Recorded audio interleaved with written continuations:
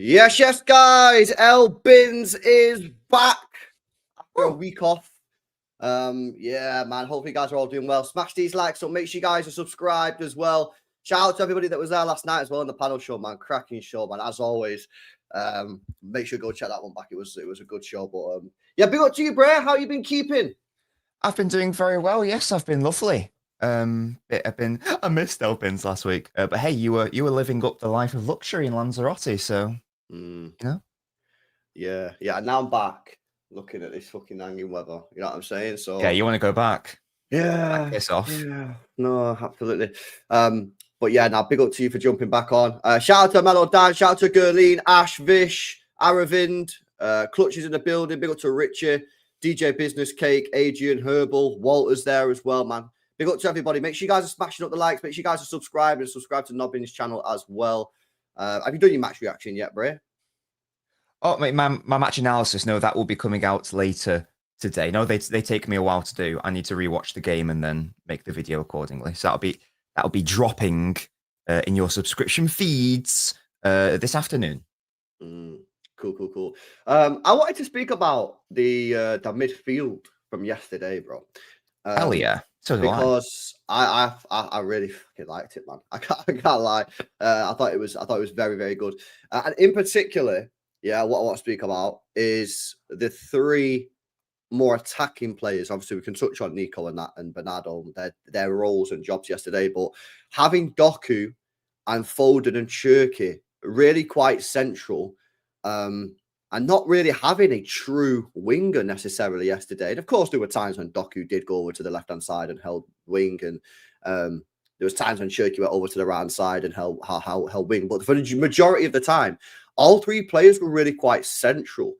And I just thought it confused Bournemouth. And I don't think Bournemouth had an answer for it, because there was so many times when Foden was in loads of space, that Cherki was in loads of space, our Doku was in loads of space, where normally that had never happened.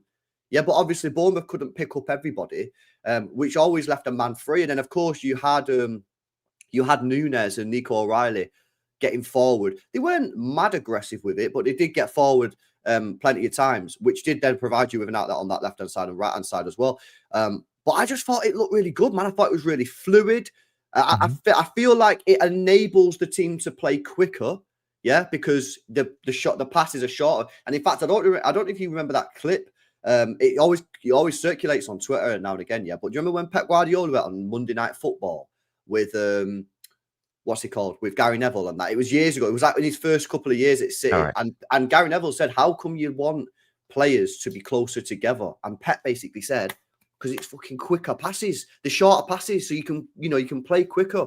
And so for me yesterday, when I'm watching that midfield, I felt like the passing was quicker, everything was more positive. Yeah, you started to get a little bit of flair as well, because the passing's quicker.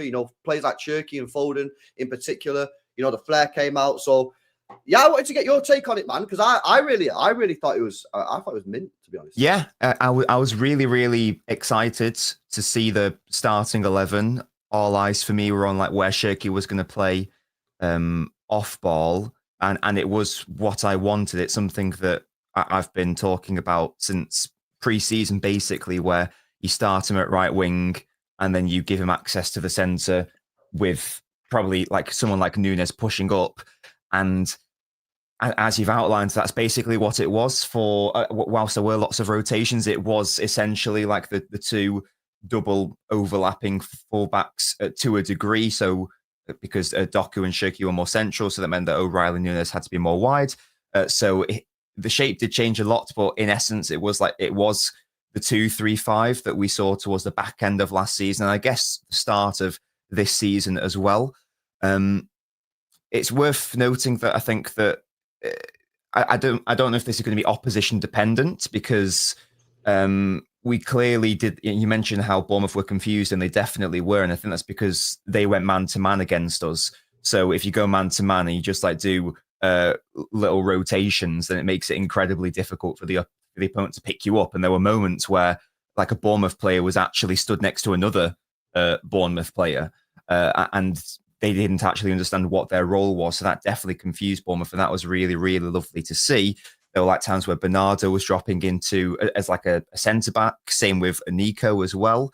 But yeah, in essence, it was City overwhelmed Bournemouth in the centre of the pitch through players like Bernardo Silva, Foden, Cherki, and then that sucked them in, and then that gives Haaland access to all of that space, and that's how we ultimately have all that space to attack for those two goals in particular, those first two goals in particular.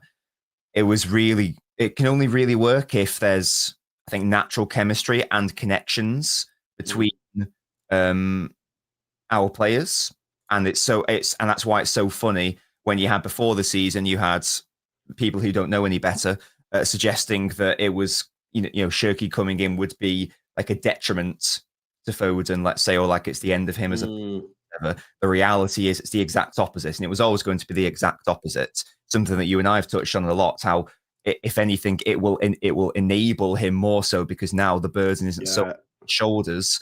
Now there's someone else to do it. Well, that's what people always do. That though, people always look at like when a player comes in, it's like, oh, how will this negatively impact another player? Or like, oh, is Foden benched now? And it's like, hang on a minute, yeah.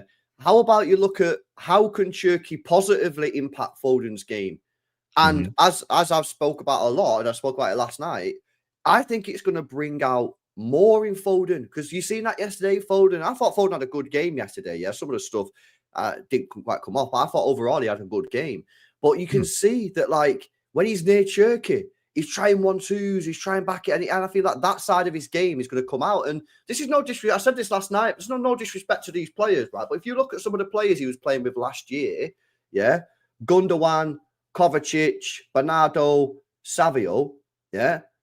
Bro, I'm not being funny, but those players are not going to be like doing like rapid 1-2s, technical ability, like, skills, back heels. Again, that's not disrespect. No, that's just the facts. Kovacic ain't about to do a back heel 1-2 with him, is he? You know what I mean? So now he's in the team with Cherki and that. Yeah.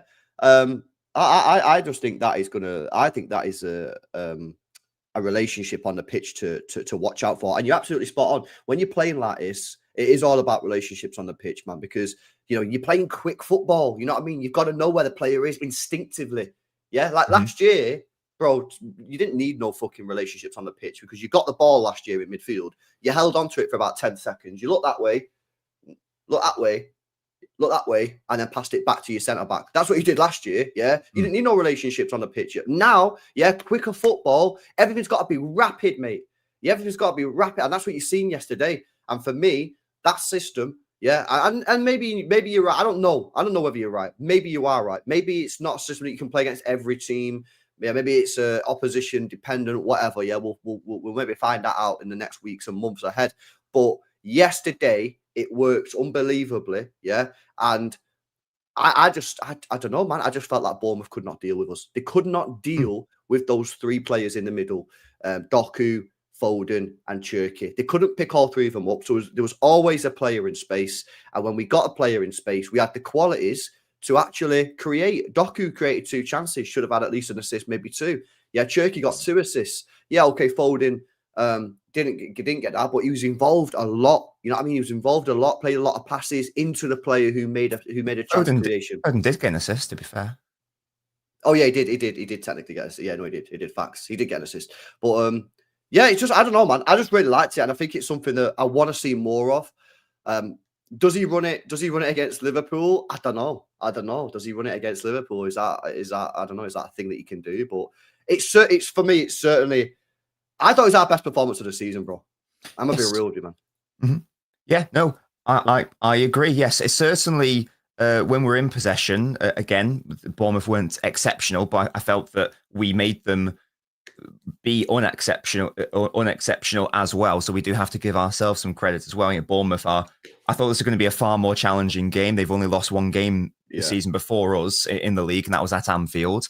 They were missing a couple of their more offensive players, but they are still a very good side. Also, they're a very intense pressing side, and we know that that's been one of our weaknesses this season, but we dealt with them fantastically well, I thought. So I think Pep deserves massive credit. Of course, like, individuals deserve massive credit for doing that as well, because they could have crumbled under that pressure. But I think that Nico in particular helped us in those moments of like build up where it looks like a little bit tense, and then Nico just turns and he bypasses the entire forward line from Bournemouth. And shout out to Bernardo as well, because him dropping deep, I think, also helped us overload their pressing unit, and that was also vital to us getting out and building up. So there were lots of really good individual performances from everyone, I would say, and we haven't even touched on like the vast majority of the players, but I think everyone can hold their heads up high, because I was really impressed. There are still some little concerns I have, like off ball, but that's because I'm still not convinced on this pressing structure, and that's nothing to do actually do with the personnel implementing it. I feel like the players are doing their best with it. There were still some moments where Bournemouth, I felt, played through us a little bit too easily, but we're still learning this new shape, because we've played 4-4-2 for however many years, and we're playing 4-3-3 now. So it will take some time to get used to it. So it's not too much of a concern long term, hopefully. Yeah, there was loads that I liked yesterday, and it's not something that I anticipated Pep doing, to be honest, because his comments about Foden and Cherki in the pre-match press conference, when someone asked him about it, he said something like, in some games they can play together. And that to me suggested that, okay, so for most games they aren't going to play together. So I really didn't think they were going to play together for and against a team like Bournemouth, but I was so happy that it did happen. And I'm so happy that he went for the Cherki right wing off ball, Nunes pushing up to go on ball. It felt very vindicating, and it just clearly works. And it's lovely to see that is an easy solution to get Cherki into the side, because it minimises off-ball responsibility, but it still gets him into those better areas creatively. Yeah. How important do you think these wingers, the wing backs, full backs are in this system? Because obviously, if you are putting Cherki in field, right, and you're pushing Doku in off the left as well, then obviously naturally your width evaporates really by the couple of times that they do go over there. You've seen yesterday, Nico O'Reilly again with another fantastic performance. Nunes again with another great performance, and he's been really consistent as of late. He needs to keep that up. How important do you think those are? Because obviously they're the ones that are providing that width, and without the width, teams then can go, oh, you know what? We'll just go narrow, and we'll and then all of a sudden you're kind of cooked then, innit? Because you can't just go through a wall in midfield. So I think that these fullbacks are really, really important to this team. And luckily, right now we've got a pair, in O'Reilly on the left and Nunes on the right, who are playing very, very well, deserve a lot of credit. Well, both of them, I was going to say, especially Nunes, because he's had a lot of stick, but even Nico O'Reilly, because he's so young, you know what I mean? But they're them two for me. Yeah, you got Nico O'Reilly's crossing ability, mate. Yeah, it's so very, good. very impressive, bro. And I always talk about Nico O'Reilly as well. Like his actual defensive abilities is very, very good. And then Nunes is just developing into an all-round very solid right back. So some people are now asking in the chat, yo, should we just keep this guy as our right back for long term? Now, maybe that's a bit too soon to be having that conversation, in my opinion, at the moment. Yeah. But the fact that people are asking that question now is again, credit to how he's playing. So for me, these two, without the full backs, bro, yeah, I think this system is nothing, because I think you need those options on the wing. You know what I mean? Yeah. If you want to play like we did yesterday, then yeah, absolutely. So for example, if and when Kusanov comes back into the side, you can't play like this with Kusanov in the team, because at right back, because Kusanov isn't going to offer that offensive function in the same way that Nunes does. You would have to find that function in a different way. And there are solutions to that, but if you want it to come from the wing backs, then obviously you couldn't do that. So yeah, these two players are absolutely vital to the setup and to the system and how it works. I was so impressed with, and that's just offensively, of course, from a positional POV. They do have to offer something creatively. Nico O'Reilly does that. Nunes was more so focused on defending yesterday, which makes sense because Semenyo has been absolutely insane this season, and I felt that he locked him up pretty effectively. There was maybe only one instance where he got the better of him, but outside of that, it was the Nunes show. And what I was most impressed with, I think, was Nunes' ability to dribble out of trouble as well. There was this one amazing moment where he does do that, and he does the hard bit amazingly well, and then unfortunately he plays a horrendous pass. So he did the really hard bit easily, and they did the easy bit shit. So there's still little things there, of course, but there's no doubt he is getting better and getting better.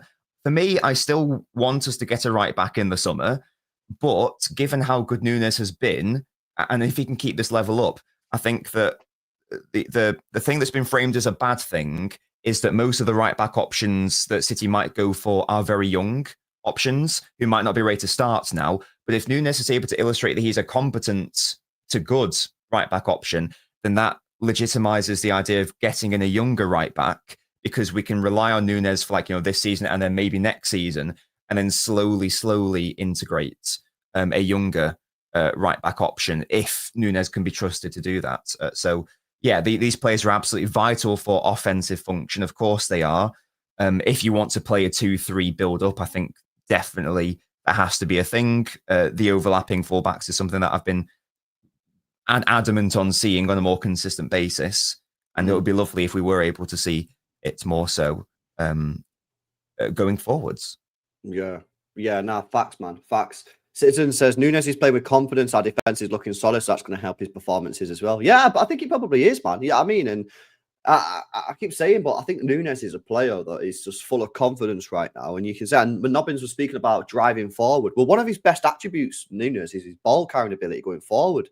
Yeah, there's a reason why we used to call him Yaya Nunes. It's because when he gets the ball and starts running forward, because the thing is with Nunes, yeah, he's actually very strong. He's a very strong player. So he's like, an athlete. He's an athlete. It's very hard to knock him off the ball. So once he gets going, yeah, very, very hard to stop him. And obviously, you've seen that again yesterday with a number of times he's dribbling out and going on these. And what that does as well, then creates space for the midfield, because then at that point, yeah, one of the midfielders in the opposition team has to come out of their sort of system and go and sort of close him down. Which then, if he can then just whip a pass around the corner into Foden or Shirky, bang, they'll be free. Yeah, and we're seeing this a lot, man. You know what I mean? We're seeing this a lot, and that defense is a lot more stable. Yeah, which is why I'm a little bit frustrated that Pep dropped Nico O'Reilly for the Villa game personally. But I like what I'm seeing, man. I like what I'm seeing. I think we're close, I've been saying this for a while, yeah, but I think we're close, Nobbins, yeah, to being a serious team.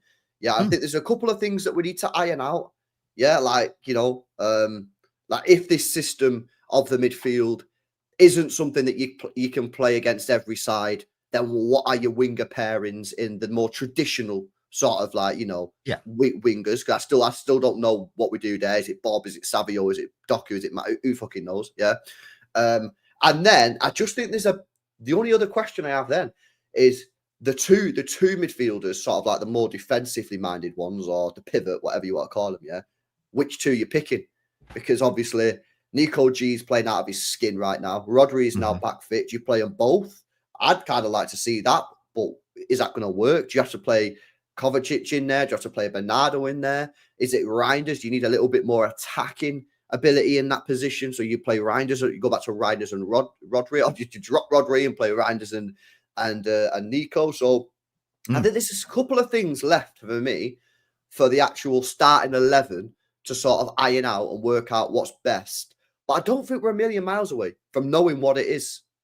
Yeah. And how many times have you and I said on Elbins that we believe there is a title winning team in this squad somewhere? It's just about ensuring that our best players are up to form and that Pep can find the right shape for them. I think the good thing about everything you said there is that there are a good number of options there. I don't think there's necessarily an outright right or an outright wrong answer. I'd feel quite comfortable with a lot of those midfields that you've just listed. And it's also great to see that we've got the return to, I'm going to say, like tactical fluidity this season, because we've seen us have a 2-3 with inverting fullbacks and it's worked well. We've had a 2-3 with overlapping fullbacks and it's worked well. We've had a 3-2, we've had a 3-1. It's good to see that we've even seen the Stone system against Villarreal work really well. It's good to see how many different structures and formations and systems this team can deploy and still look quite good as well. So that's good, because you don't want to become too dependent on one shape or one system, because then you might become a little bit too predictable. So it's so good to see that we are capable of so much more. And, if you have the debate of, do you play Doku or Marmoush, and that might change the structure entirely, and that presents a different opponent challenge to the opponent. Do you play Savio, Bob, Shirky, wherever. Again, whoever you play offers a different function for City and a different question for the opponents. Do you play Reinders? Do you play Foden? Do you play Bernardo? So I think these are good questions that we're asking, and it's not being asked in like, oh my gosh, like we're losing and we need to decide on our best team now. It's more so a more positive conversation about we have all these options. There's not necessarily a right or wrong answer. And I think that's a really good position for us as City fans to be in. Yeah, no, definitely. I agree. Big up George as well. There's partnerships all over the pitch. Diaz, Guardiola, Nico, and Rodri, Definitely which is not agree. really seen yet properly.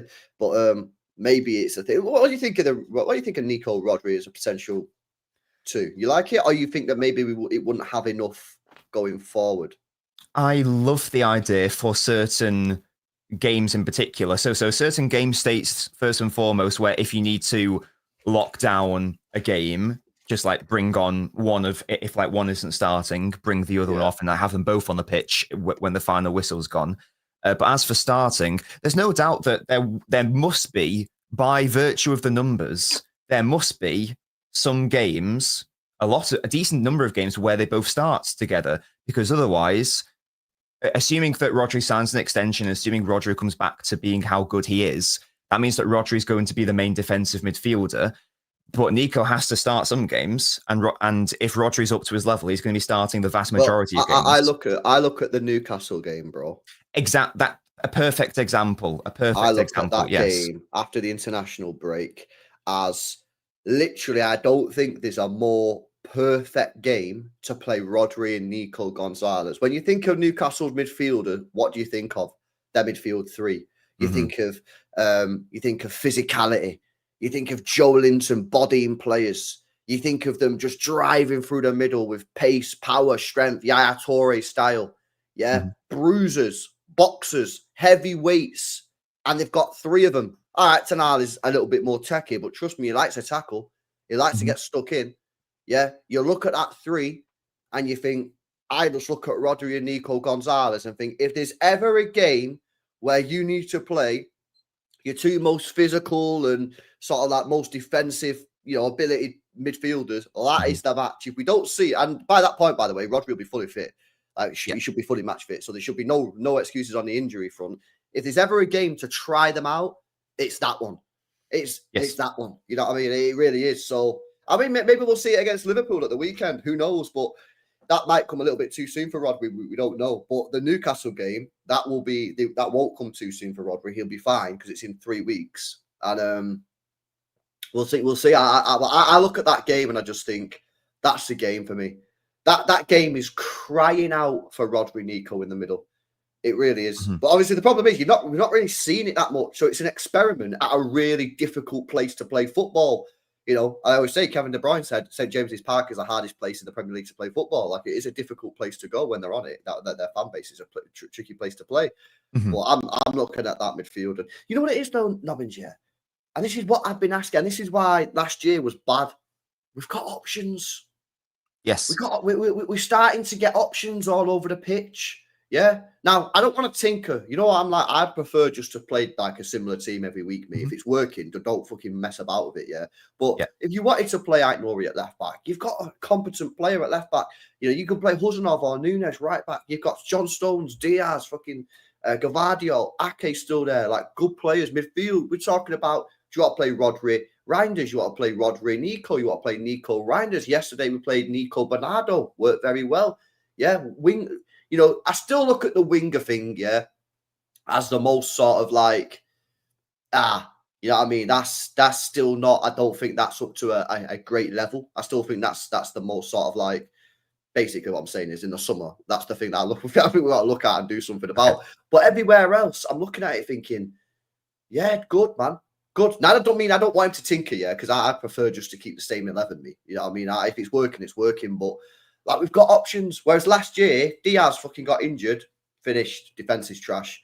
You know what I mean? You put in young lad Simpson Pusey in at centre half. Yeah. Yeah. Yeah. I mean, I'm fair play to him. You know what? The guy didn't do too bad. Yeah. But you're not going to win the Premier League with a 17-year-old fucking centre back that, respectfully, no one had ever even heard of until he come on the pitch and we was like, yo, what the hell? Where are defenders? So competition for places, options. It gives Pep options. Last year, the reason we were screwed, Pep didn't have no options. Mm-hmm. And I called this out, yeah, and you called it out as well on Elbins, yeah, early on in that run. They said the reason we're screwed is because we don't have options, mate. The midfield, you can't do nothing else. Yeah, we didn't have players. As soon as Rodri got injured, we were cooked, mate. Yeah, we're now looking at if we've got serious options here. Yeah, and like you said before, there is definitely, in my opinion, a title-winning side in this squad. 100% believe that. 100% believe it. Yeah. The question is, can Pep figure it out before Arsenal have gone 15 points clear at the top of the table? Mm-hmm. Yeah, we need to stay in reach, don't we? I think if we want to have those ambitions. Yeah, I mean, like the squad is so full of options now that there was no room for even Kusanov and Bob on the bench yesterday. I don't know what the full fitness situation is with those players. I think I saw something that said Pep left them out for tactical reasons. I don't know how true that is, but regardless, they weren't able to fit on the bench anyway. So that's how deep our options are, and that's how big our squad is right now. And I think that at the start of the season, people are a bit concerned, like questions were being asked of whether it was too thin. But I think that was just more so because of injuries, because we just happened to have basically all of our attacking options injured all at once in like Marmoush and Cherki, for example. But now everyone's back and we can bring these players on. And now we're having conversations about, oh, does this player play there? And does that player play that match? And so it's a good problem to have, I think, definitely. Yeah, let's see what you guys are saying, man. Shout out Coulebre. So great performance from the manager and players. City unnecessarily pressed more aggressively in the second half. Why do you think City changed the approach? I didn't really notice that City did press I didn't really that much differently from first half to second half. I think that City generally were a bit less stable on the ball. I think whilst Cherki had an amazing first half, I felt that his second half he needed to calm down a little bit. There were a number of moments where he wanted to try something and it just wasn't the right area of the pitch to try it. That meant that we did more turnovers. That meant that we lost control of the game. I don't have a problem with that, by the way. Like players who are tasked with trying to create stuff will lose the ball more.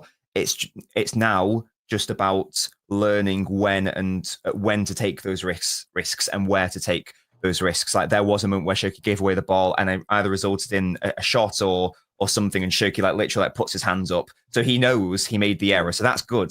That's a good thing to have happen. I think these errors will happen in his early stages of his City career when he's trying things that he shouldn't be trying.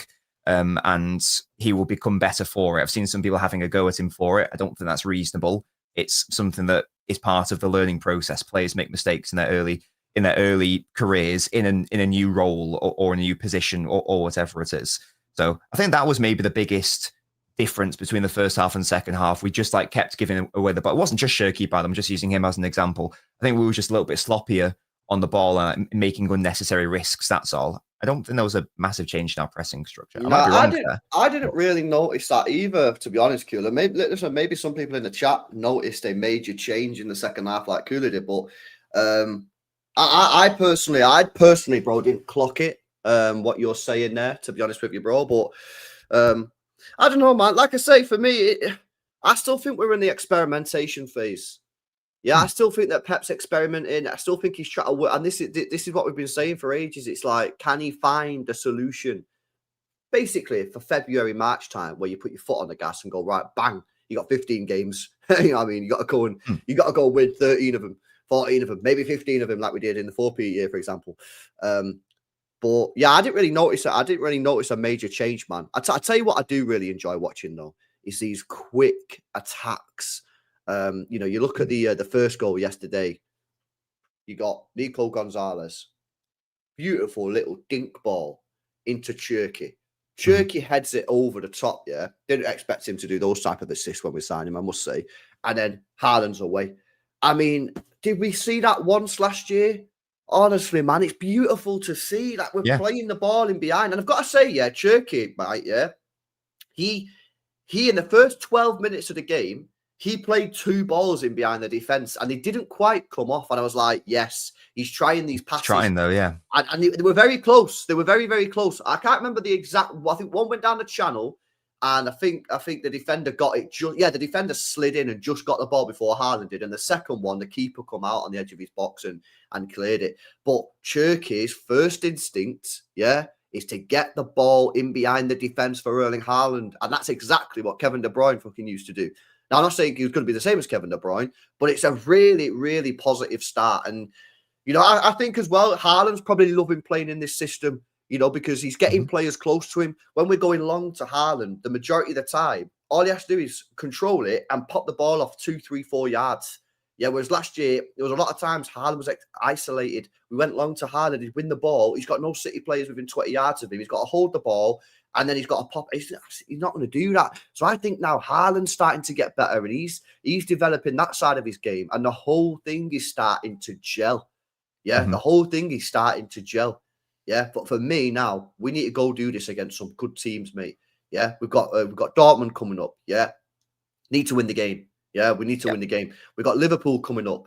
Like, for me, need to win the game. It's you got to win the fucking game, mate. Like, you can't just keep drawing. Like, people just always do this. Like, you draw a game and they go, "Oh, it's a good point." It's like, all right, the next game we draw, it'll be a good point. And then the next game, you've got to fucking win. I'm looking at these 2 games coming up now. Yeah, Premier League games, Liverpool and Newcastle, and say, right, our record against the top teams is poor. We're playing Liverpool and not in amazing form right now. Yeah, I know they won, but they're not in amazing form right now. Yeah, they're coming to our ground, yeah? Our ground. Let's go put it on them and let's go and fucking get a win. And then let's go to St. James's Park. It's going to be a completely different type of game. You're going to have to go to war, which is what we should have done at Villa, and he played the completely wrong team for that, yeah? Let's just have it right. He did play the completely wrong team for that. Savion Bob was a terrible idea, yeah? Let's go to St. James's Park and play Warriors. Yeah, your Dokus. Yeah, your Nico Gonzalez's. Yeah, your Rodri's. Players who can fight on the pitch, right? Let's go up there and scrap, because that's what you're going to need to do. Yeah, and that, by the way, they're not in particularly great form either. They will be up for that game 100%. And we got to go up there and scrap. So 2 completely different type of games. Liverpool will be much more, I think, about quality. Maybe a bit of like game management in there as well. But I think it's more of a quality situation. But we know we've got the quality on Newcastle. You've got good players, but respectfully, across the 11, we've got better players than them. Different type of test. Yeah, if you've been to that stadium, you've been to that stadium before, you know what it's like. You got to go to war. So these are 2 games for me now where we've had a good run. Yeah, with 12 wins out of 11? Is it? Is that what we're on? I think that sounds about right. Yeah, it is. It's 12 wins in. We've lost 1 game in 12. Not 12 wins. We've drawn a couple. Yeah, but so we've lost 1 game in 12. But this is now the time for me where it's like, right, are you flat track bullies?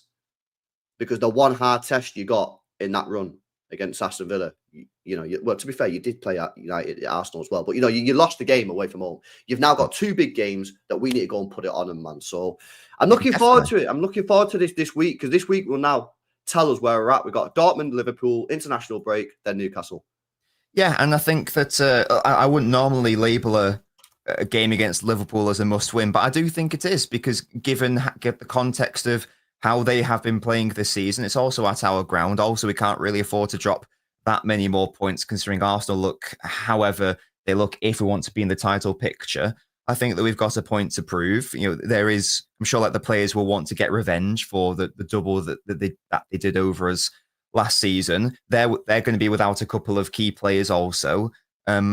We've been better than them this season. Like, objectively, we have been better than them this season. Like, we are higher than them in the table. So I think that we should be going to that match with the absolute aim of it's not a draw isn't acceptable. Essentially, we should be looking to beat Dortmund. I know it's not going to be easy, but we should be looking to beat them because it's a Champions League game at home. We should be looking to beat Liverpool. It's at home, and it sets the tone before the international break. They have lots of. I know we're not perfect and we have weaknesses, but they have loads of weaknesses that I think we can exploit. I think actually we have lots of players who can exploit those weaknesses, particularly in behind. So I'm looking forward to it. I've got a good degree of confidence that we will perform well in those games, and I think it's essential that we have to. And yeah, let's go out there and get a cheeky win.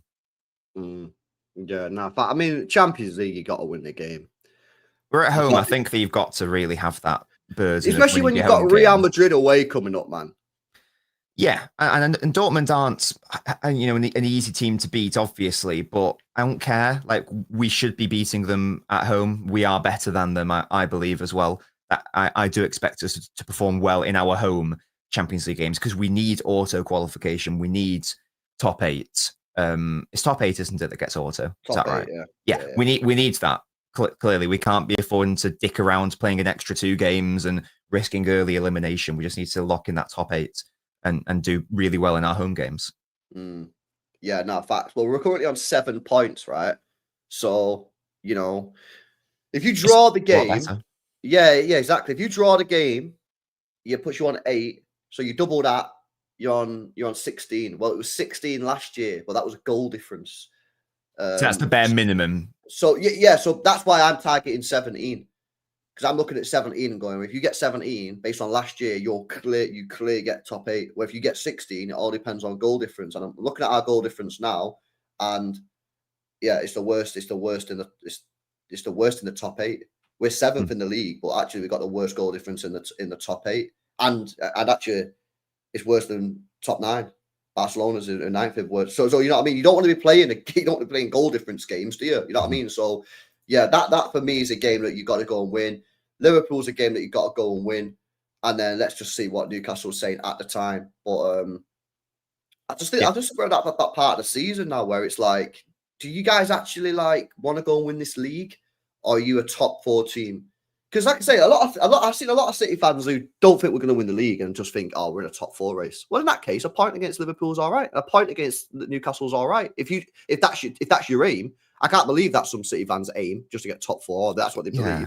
But if you actually want to win the league, you've got to go and win some of these games. I mean, we've seen the team win. We've seen the team win plenty of Premier League. We know what it takes, and we know that you have to go win these tough games, man. So we'll see, man. But I'm fairly optimistic. But then every time I just come to think about it, bro, I just think about our horrific record against top teams in the last 2 years.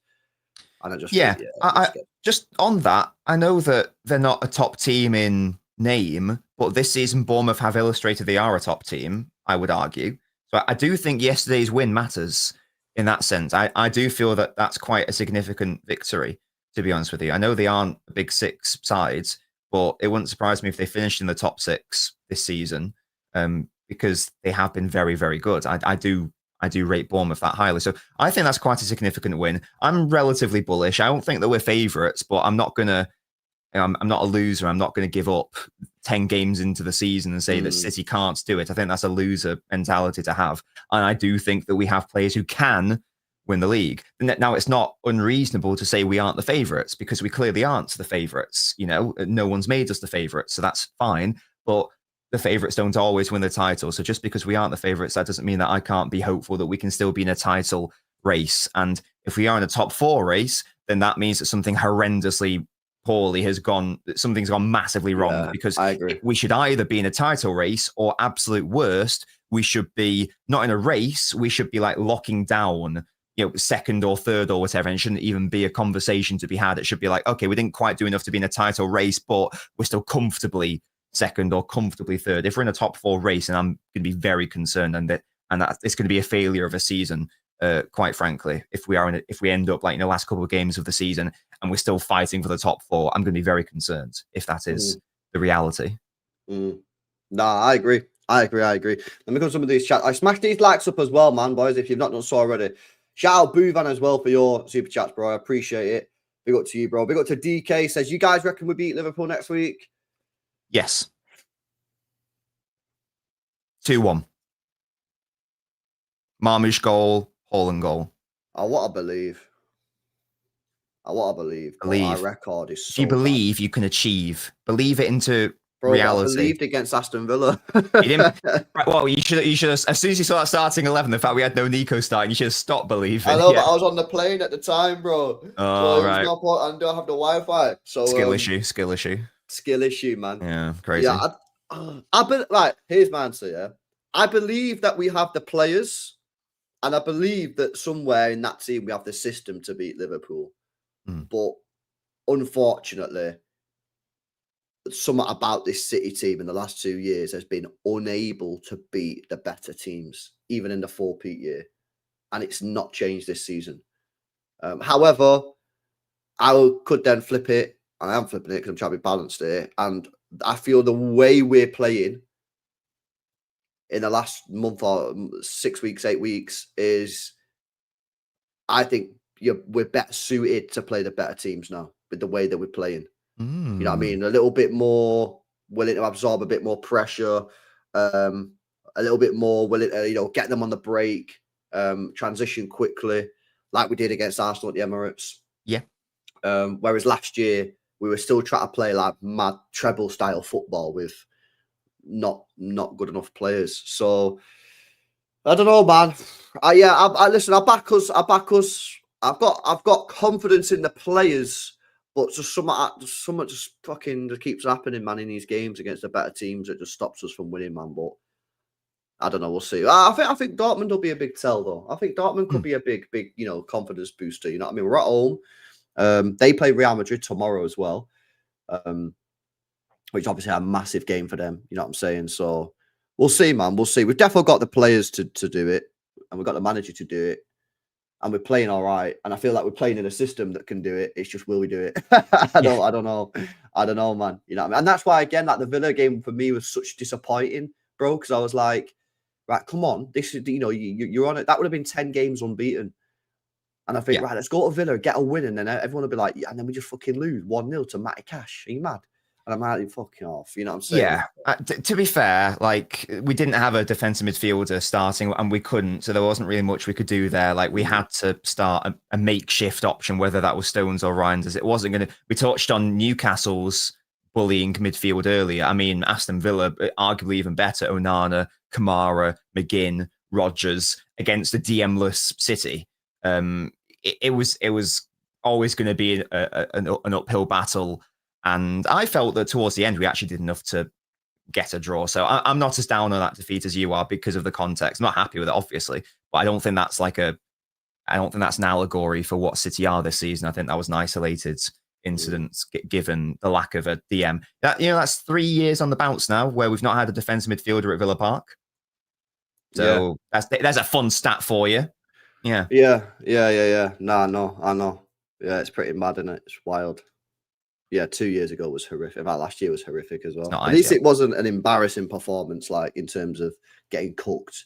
No, 2 years and it was a wonder goal as well, to be fair, from Cash. Like, I give Villa some credit. It was a ridiculous finish from Cash with his weak foot. Insane. Yeah, it was. And Haaland had a chance. He should have scored. He scored an offside goal. It's what it is. Yeah. Andrew's right. No number 6 killed us. Most influential player in our setup. 100%, man. 100%. That was a massive L. It was annoying, but it's what can you do? Injuries. Yeah. At least they're both back now. Big up to Kat. Says it's crazy how many people say Doku didn't have a good game yesterday. For me, he was integral as Bernardo to how we played yesterday. Am I wrong? No. I personally felt he was more integral than Bernardo. I thought Bernardo had a good game, but I felt like it was more just sort of like running around, keeping things ticking over. You know what I mean? But I thought Doku had a great game. I thought he had a really good game. I thought he played well. Yeah. On another day, he gets a couple of assists because if the finishing is better and the decision making is better, I thought it was really good. To be honest, really good. Yeah, to be fair, I've not seen anyone say he had a poor game, but if people are, that's mad. I don't know. My brain can't compute that. TPH. No. I don't really get it either. To be honest with you. I thought he played well, man. I thought he played well. And for me, it's another sign that he plays better when he's tucked in. Although, like I say, yesterday when he was on the wing, I didn't think he was that bad. You know what I mean? I thought he was all right. But he still needs to be effective there. Yeah, he's just so much more influential when he's more in field. So much more influential.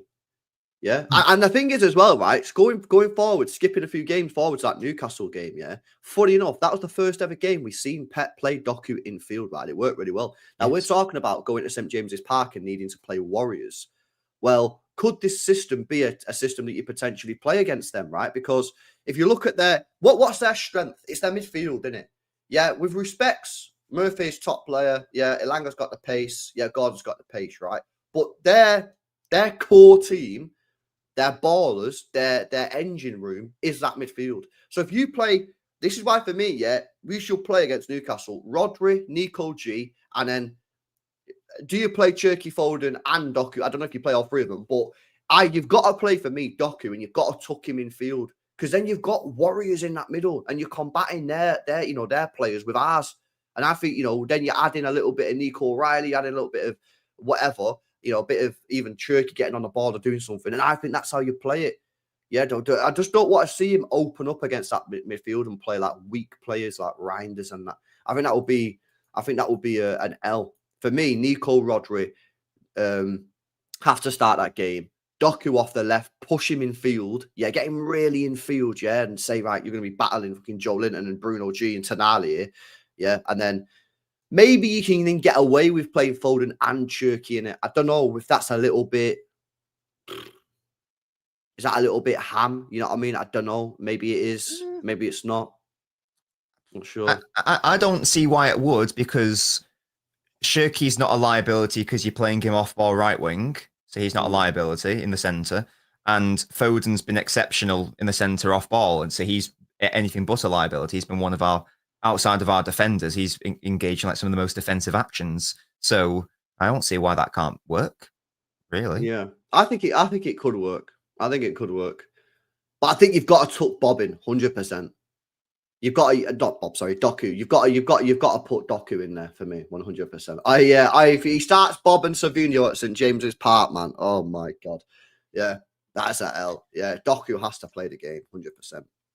I think so. Yeah, definitely. So something that people don't give him credit for at all. Never see anyone online speaking about it. Yeah, this kind of gets stuck in, He's a wonderful physical. He bullies players like sometimes, like especially against Arsenal when like we needed someone to relieve pressure. You needed a strong guy to retain the ball and not get bullied. And Doku was exactly that. When he went off, we lost that outlet and we suffered as a consequence. Yeah, there's no doubt that Doku is that guy. He has the stocky frame. He has the upper body strength as well. Yeah, there's no doubt. Now, 100%, man. Right, see what you guys are saying before we wrap it up. Nico G and Nico O are pivotal, strong ballers at EA17. Facts. Why are we talking about Newcastle? Just because we are talking about Newcastle. It's interesting. It's a game coming up soon. LB, don't let Don cook Donnarumma. He was fouled during the corner. I don't think he was fouled, bro. I can't lie, man. I think that's soft, mate, if you're saying it's a foul. What do you think? Is it a foul or not? It's not a foul.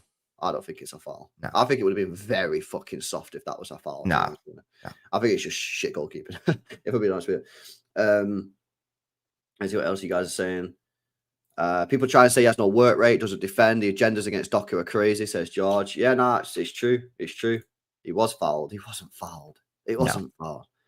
No, the goalkeeper needs to be so much stronger there. It's not good enough. Like, it's fine. He made an error. It's fine. Yeah. Nah, facts, man. Facts. All right, sweet. Let me do this chats, man, before we wrap up. I'll go on Saish's channel. Big up Cooler says Erling Haaland 9 scoring is unsustainable. Yeah, so the whole we've touched on it before. I can't recall what your thoughts on it were, but I just don't buy that it's a bad thing that Haaland's scoring lots of goals for City. I think it's a difficult one, bro, because like it's obviously mint, but if literally nobody else is scoring, which kind of was the case, then I do think at some point that is a bit of an issue. What my point is, is I don't need anyone to start scoring pure goals. I just need someone, a couple of players, just to start chipping in with a goal a month. If Foden gets a goal a month, Cherky gets a goal a month, Doku gets a goal a month, Reinders gets a goal a month, and then you have the odd header from a defender or whatever, that's enough. I don't need Foden to get 20 goals this season or Cherky to get 20 goals. Yeah. I just need them to chip in. And literally at the moment, nobody's chipping in. Foden's not chipping in. Reinders is not chipping in. Doku's not chipping in. Savio's not chipping. Literally nobody, bro. Nobody apart from Foden's on 2 goals, and we're in November. So I'm not saying that I need someone to start scoring pure goals. I just need someone. I need about 4 of them just to chip it 1 goal a month. That's not a lot. That's 12 goals in the whole season. I'm talking all comps here, by the way. I'm not talking Prem only. Yeah, I'm talking all competitions.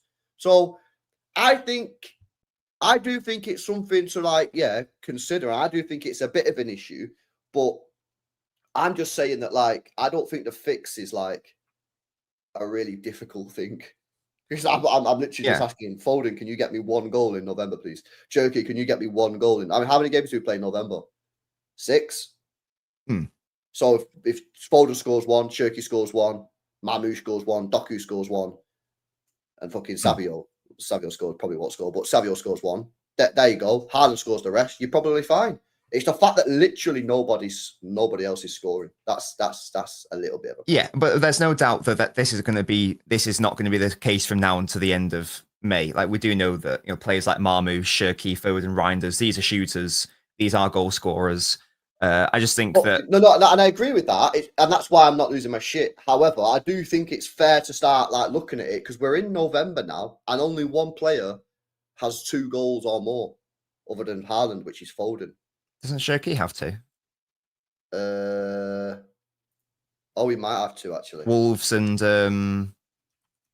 Swansea. I was going to say Huddersfield, and Wolves and Swansea. Right. Yeah. No, Cherky does have 2.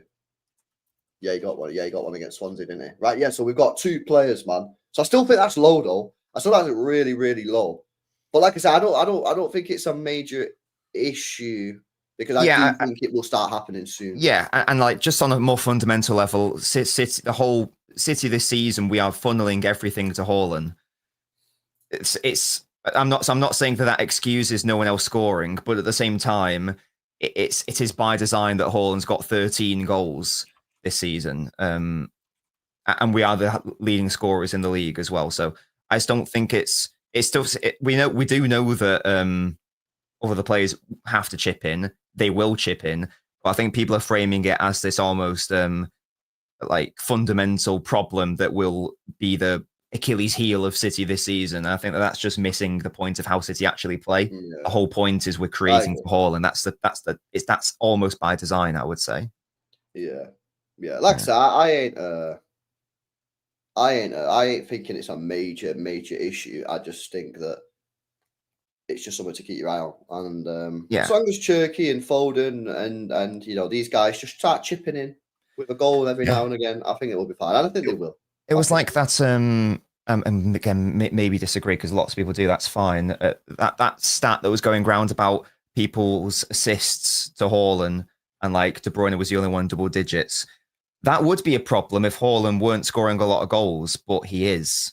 So it's not really a problem to me. I don't care if one player is getting 10 assists, or if 2 are getting 5, or I do. 3 are getting 3. Why does it matter though if Haaland's scoring? Because this season. So can I tell you why? So when it comes, give a stat first. Okay. This season, Haaland's get his, compared to the treble season, his XG per 90 is essentially the same. His quantity of shots is exactly the same. So he's getting the chances. So why does it matter who's creating for him? Because you're a wasted player on the pitch. No. So let me take Doku, for example. Doku didn't create anything for Haaland before this season when he started getting chipped in, but he also didn't score goals. So what's he there for? People go, but he takes players on, but he's not creating chances. He's not scoring goals. Well, because I did think that was a major issue. Well, as we discussed earlier, Doku's an exceptional outlet, so he drags City up the pitch when it's really hard to do so. That's all well and good, but you need to put the ball in the back of the net for me. And ultimately, this is part of the reason why, for me, I think Grealish ended up failing, because you when you're a winger, you've got to be able to either create for the striker or score goals, and he was doing nothing. So I do think that is a valid concern. But if Haaland's scoring the same number of goals and getting the same number of chances, and the chances are equally as good, why does it matter? Because then you're reliant on another player doing that for Haaland, and if he doesn't, then what's this guy doing? But the point is that if it's loads of players doing it, it becomes less relevant that you're reliant on a single player, because the point is you aren't reliant on a single player. Yeah, but because the responsibility is being spread out, and the creation's coming from all angles. But last year you didn't have that. But last year City was shit. So that's not an excuse just to go, oh, Doku, everybody else is shit, so it's all right for you to be shit. But That's not an the point is for me, if you're a winger, you have to be either creating for your striker or you have to be scoring goals. You have to be a demon at putting the ball in the back of the net. I think we're arguing two different things here. You seem to be fixated on one player, using last season as the because the fundamental point of that spreadsheet was outside of De Bruyne, no one else is on double digits. But De Bruyne was playing last season. So last season, I think, is a red herring. And also last season, City was shit anyway. Well, who are people expecting to create for Haaland here? I don't get who else. Okay, but who has created for Haaland this season? Who's created for Haaland? Nico O'Reilly. Yeah. Doku. Yeah. Reinders, I think, created him a couple of chances. Yeah. Foden. Cherky. Yeah. Savio. Yeah. You see the point? Yeah, but that doesn't mean that like a winger just can't create or score goals. You're getting again. It's not a one-player issue. I know it's not a one-player issue, but my point is, but also this season, Doku has been assisting Haaland. No, and that's great. And then look at how buzzing now. Yeah, but I'm not talking about Doku. No, not. But I'm talking about the wingers here. Yeah, right. The wingers have to be able to create a chance for the striker, and if they can't do that, then they need to score. And if they're not doing either of them, then what's the point in them being in a team? Hence why, for me, Grealish. I know there was other things off the pitch going on with Grealish, but ultimately, that's part of the reason why Grealish ended up failing, because he didn't do either. He wasn't creating chances for Haaland. He wasn't scoring goals. I'm not. It's interesting that you've opted to focus solely on the wingers. My point was just that it's better, or rather, what is the difference? If Haaland is scoring the exact same number of goals / getting the exact same value of chances, what is the difference if it is coming from purely one player, i.e. Kevin De Bruyne, versus it is coming from a lot of players, which is what's happening this season? Okay, so let me answer the question directly. For me, when you've got Erling Haaland on the football pitch, who's got a 10-year contract, who is the best, he might be the best player in the world right now. I personally believe that if you're in the midfield, or on the wing, you have to be able to create chances for Erling Haaland. I fundamentally believe that.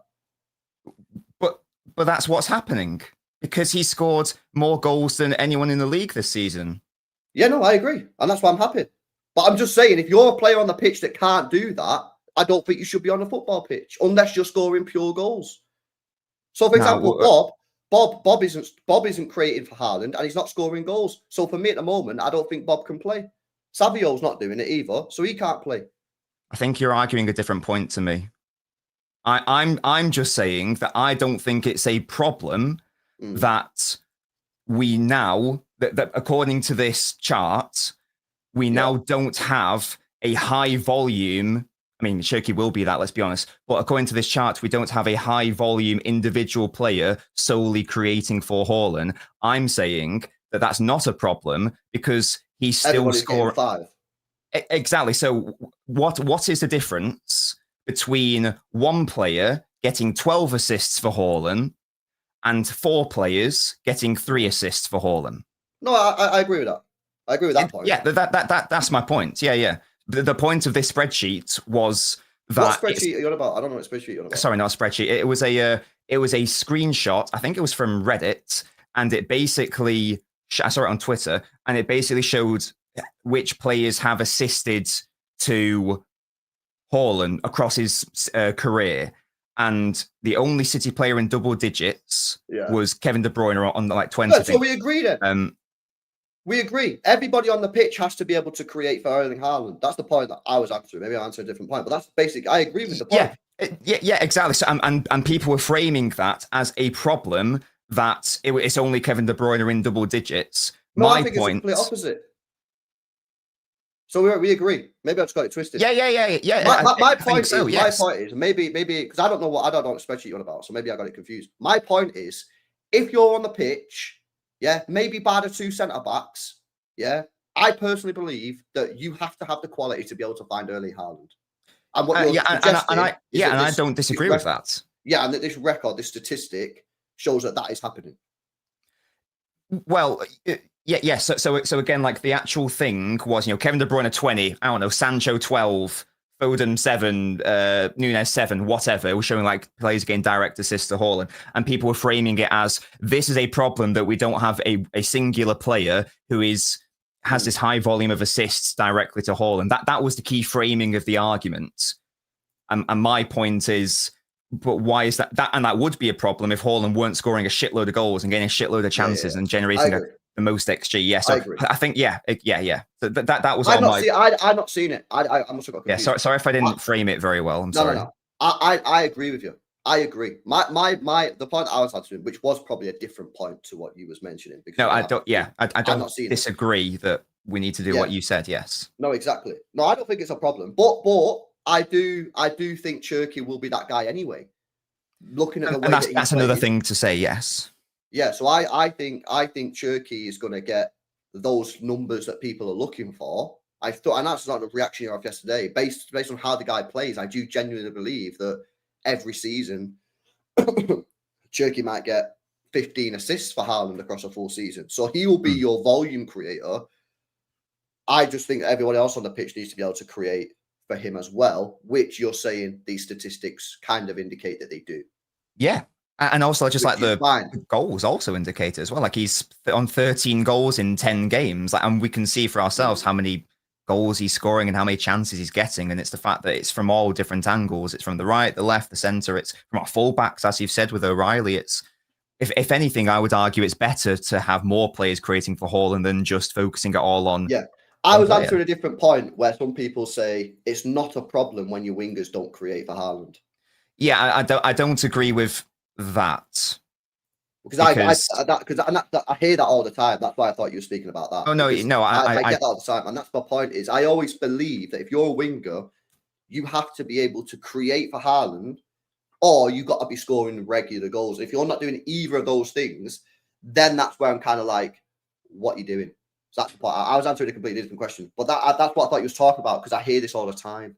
I agree with you. That's what I was saying earlier about how it's not too much of a problem that other players maybe aren't scoring as much because they are creating for Haaland. But if Savio, Doku, whoever, just don't do anything, then yeah, of course, that is a concern. Absolutely, yeah. Yeah, no, facts. So after all that, we agree with each other. Cool. Hell yeah. Should we kiss? I've not seen this graph. Did it come out? I bet it come out last week when I was on holiday. I was hardly on my phone, so I don't know. Was it last week? I can't remember where I saw it. I got a screen grab of it and put it on an Ask Nobbins video, and I talked about it in more detail. So if you want to, yeah, I'll have a look at it. I'm not seeing that. So, yeah. Nah, cool. All right, sweet man. Big up to Boovan Bros. Says AK-45 to replace Nunes against Real Madrid, PSG. What do you say? I'd be open to it. I would be open to it. I think against better quality opposition, I would prefer probably to go to Huzanov, me personally. I imagine Nobbins will disagree because he don't like Huzanov right back, but do you disagree? If you want to play what we did yesterday, then I don't think you can't play Kusanov at right back. I agree with that. My take on the whole, do you play Kusanov right back? Do you play Nunes right back now? Is all built around what shape do you want to do on ball. If you want to play a back three, go for Kusanov. If you want to play a more attacking right back, go for Nunes. I think it depends on how you want to attack. No, exactly. And we've seen that recently in a game. I think it was the one before Aston Villa. Did he play Bernardo right wing and then Huzanov at right back or something? Who was that against? Sorry? I think it was the game before the Villa match, which would have been Everton, maybe. Was it Everton? I can't even remember. It was a game recently, yeah. And every time we got the ball forward to the right winger, he had nothing. He had nothing defensively. He was just passing the ball back. I know that against Napoli, that's how we started on ball, like Kusanov. It might have been Napoli, bro. It might have been Napoli. I can't remember exactly which game it was. Yeah, because obviously Huzanov got injured, so it must have been Napoli or whatever it was. Huzanov been injured, so it must have been a game before he got injured. And basically, every time the right winger got the ball, we was quite attacking, and he was just playing the ball back to Huzanov, and Huzanov ain't going to do nothing there. So it's like, I agree. It depends what you want your right back to do. If you want what you need the right back to do based on the system. If you need your right back to get forward and offer you a legitimate threat going forward, you can't play Huzanov. You can't. If you want your right back to just stay and deal with Vinny Jr., you play Huzanov, in my opinion. So it all depends on what Pep's saying with this system he wants to play, man. In my view on that. I agree. Yeah, sweet. All right, and boys, let's get out of here, man. Big up to DK. Say thoughts on Akanji's comments. Cool. He wants to go in at Milan. He wants the deal to be made permanent. No problem with that.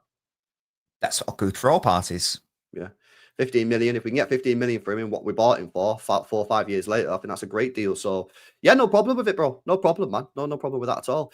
Sweet. All right, then. Well, guys, make sure you guys are checking out Nobbins' video coming out later on. The tactical analysis, a lot more in-depth detail on City's tactics and that midfield three. I'm sure will get a mention. So yeah, make sure you guys are checking that out. I'll be back on later on with Hugh at 9. He did say he's coming on the channel tonight at 9, but it's also his birthday, so I don't know whether he's forgot it was his birthday when he responded to me. So I'm not sure what's going on there. I'll double check now, man. So Nunes can be coached, but Huzanov can't, says Blue Cactus. If you're expecting Huzanov to start whipping crosses in or taking a man on and playing nice little intricate 1-2s in the attacking third, I just can't see that one little bit, bro. No, that's a false equivalence. I don't know what that means, but yeah, I don't think Huzanov. I mean, I don't know what you're suggesting there, Blue Cactus. Are you suggesting that you think Huzanov can start whipping in crosses to the standard of Nunes and start playing nice 1-2s and powering forward and driving into the box and playing chip balls over the top? Because that's what Nunes has been doing recently.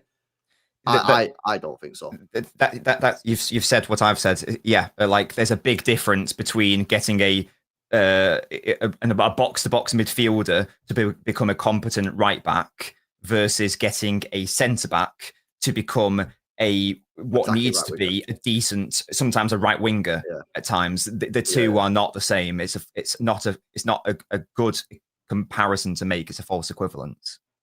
That's what that means, false equivalence. Yeah, I never heard that before. All right, well, I've heard it before. I just pretend I know what it is. You know what I'm saying? All right, and boys, we actually do need to get out of it, man. I meant to be on Saeed's channel. Sorry. Smash a like before you go. Make sure you guys are subscribed to the channel. Check out this channel later. If we're live, it'll be 9 p.m. with Hugh, man. And we'll catch you in the next one. Peace out, guys. See you later.